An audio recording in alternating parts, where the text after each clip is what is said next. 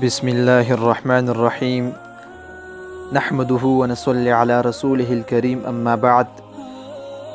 قدرمنو مسلمانانو ورونو، د عید الاضحی یعنی غټ اختر په ورځ باندې چې کوم مسنون اعمال دي د نبی علیه الصلاۃ والسلام نه چې کوم اعمال ثابت دي هغه اعمال وضاحت کول غواړو. ان شاء الله دا موږ تاسو سره شیر کوو.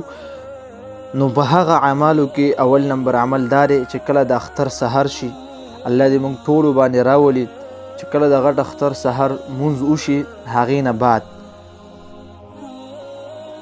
غسل کول. د غسل مطلب دا دی چې د اختر مانځه لپاره غسل کول. دغه شان د چې کله غسل وکړي انسان هغې نه بعد مسواک کول، نوې جامې صفا لباس که د چا وس کیږي هغه اچول، دې سره بیا خوشبو لګول، دا هم مسنون عمل دی.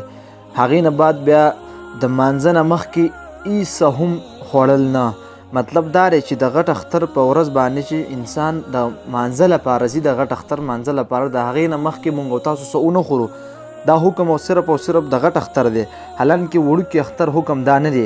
هغې کې بیا دا راځي مسنون طریقه د هغې دا ده چې په هغې کې د مانځه نه مخکې ته څه خوراک وکړې، څه خوږه مټۍ، کجوره یا بل داسې څه خوږ شیز وخورې.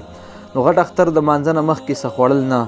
او دغه شان اوم هغه امور مسنونو کې هغه مسنون طریقه دا ده چې په یو طریقه یو لاره باندې چې ته عیدګاه ته ځي نو چې واپسۍ کې راځي نو په بله لاره باندې راشي، بله هغه لاره بدله کې.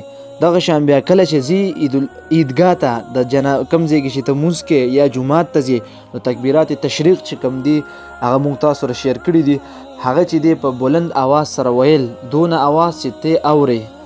او دغه شانتې بیا عیدګاه ته چې دی پیدل تلل دا هم مسنون ده.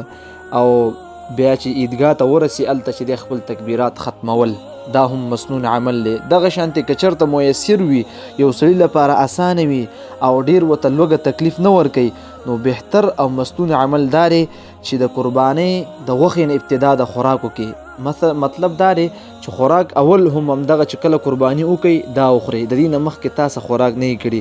نو دا هغه اعمالو چې موږ تاسو ته بیان کړل.